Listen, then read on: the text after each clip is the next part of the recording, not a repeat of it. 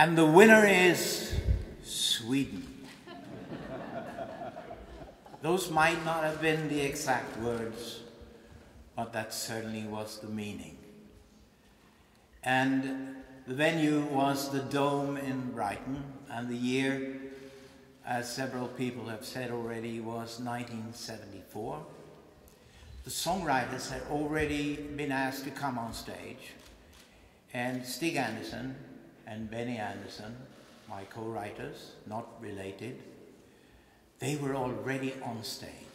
But me, I was struggling with the security guard at the bottom of the stairs leading up to the stage. I could see exactly what was going on in his mind. He thought, that guy, he's not a songwriter. They don't look like that. Funny costume, platform boots, and a star-shaped guitar. He's got it all wrong. He's the artist. So he says to me, no, sir, you have to wait. And I was seriously pissed off by this time. But eventually, I got to go on stage with the two ladies to perform the winning number once more. And that was, of course, Waterloo. And that, ladies and gentlemen, is the reason why I'm standing here today. And I'm so proud, having been asked to give this wonderful award to the European Broadcasting Union and the Eurovision Song Contest. 60 years ago, 1956, when Elvis changed the world with Heartbreak Hotel, television was still in its infancy. But a new television show was created by the EBU to go beyond the boundaries of the technology of the day and to unite people all over Europe through their love of music. And it was 7 countries back then. Then in the 70s, Israel and Turkey joined. In the 90s, the communist countries, former communist countries from the Eastern Europe and Central Europe, and now with Australia partaking for the 2nd year, this is truly a global phenomenon. And as someone said before, almost 200 million viewers last year. In this competition, it is appropriate to say, and you must excuse me, the winner takes it all. We rarely...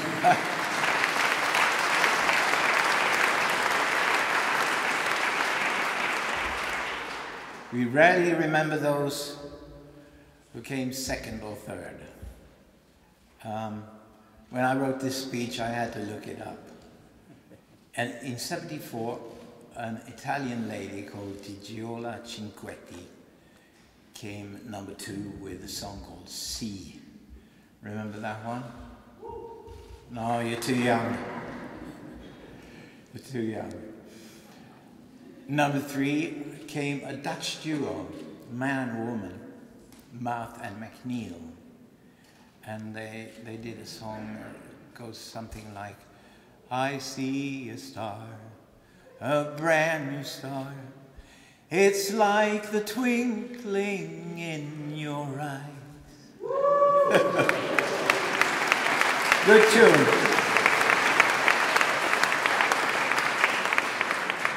We were dead scared of that one. We thought it would be tough competition. And Mouth, that was the guy.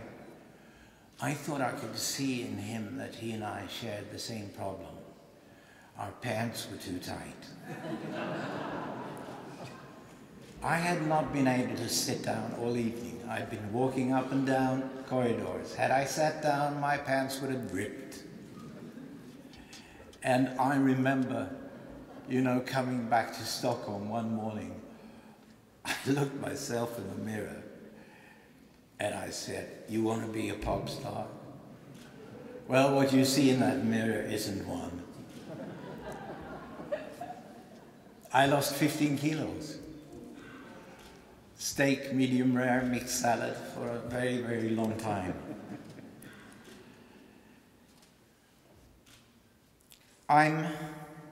In 2013, Sweden hosted the Eurovision Song Contest final in Malmö. And the motto for this event was, "We are one," to celebrate the unity of Europe. And I was asked, together with Benny and Avicii, to write a song for the procession. There was a procession of artists going into the arena, very pompous, in the beginning of the show. And I called it "We Write the Story." And I took inspiration from European history. And not from Napoleon or Duke of Wellington this time. I know that there are far too many dark chapters in that history. The World Wars and the 30 Years' War, the Crusades, the Inquisition, etc., etc. But I took inspiration from the forces that stood against that cruel, superstitious world order. I think I'm a European. I have always felt like one. And even in this world of postmodernism, I will stick out my neck and say that I don't think it's hubris or arrogance to be humbly, quietly proud of the Greek and Roman philosophers, the Renaissance, the Enlightenment, even our own modern liberal, democratic, secular societies with their freedom of speech and their constant striving for equality between man and woman. I'll stand up for those values, always.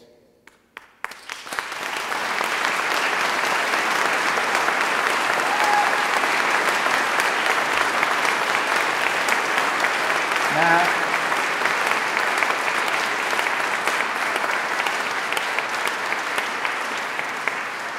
we are living in distressing times. The migration crisis, religious fanaticism is threatening to rake up Europe once again. Extremist nationalism seems to be on the rise. We thought we were rid of them, but no. The Europe that we love has to be defended and fought for again and again. And for me here, the Eurovision Song Contest is a powerful symbol. I would go as far as to say that it's a weapon against those forces who want to drag us back to the Middle Ages once more. It's more relevant than ever. And I think that, you know, those hours, those bright, shining and uplifting hours when the Eurovision Song Contest final is on the air all over Europe, that's one of the few times nowadays when Europeans can get at least a sense of what it is to be connected, to live in unity, in harmony. And no other event really comes close to that, I think. So, after ABBA had won the Eurovision Song Contest that fateful night back in 1974, it was all pure chaos. I spoke to Nicole about this earlier today and she agreed, chaos, chaos. Everyone wants to talk to you.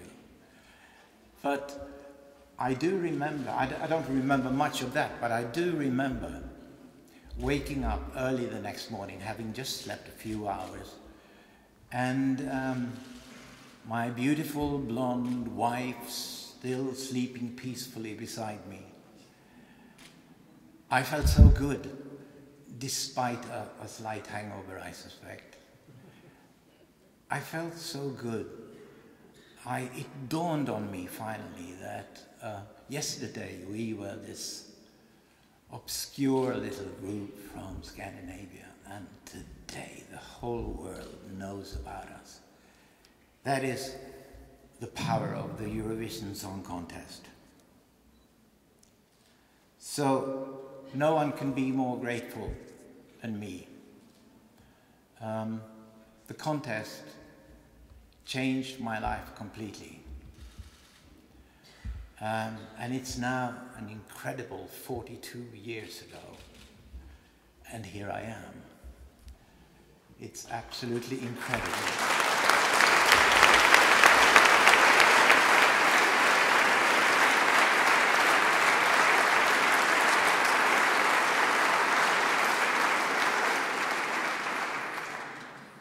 And my horizon, my time perspective back then was like a year ahead.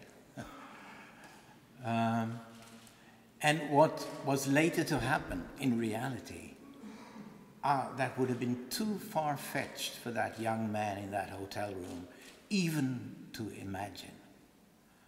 And how it really happened to this day, I don't know. It's a mystery, and I love it. So you understand why I'm so honored to be here and to give this award later on, I think, to a well-deserving, a worthy recipient, if there ever was one, the European Broadcasting Union, Ingrid Deltaner, and the Eurovision Song Contest, Björn Ulvaeus. Thank you.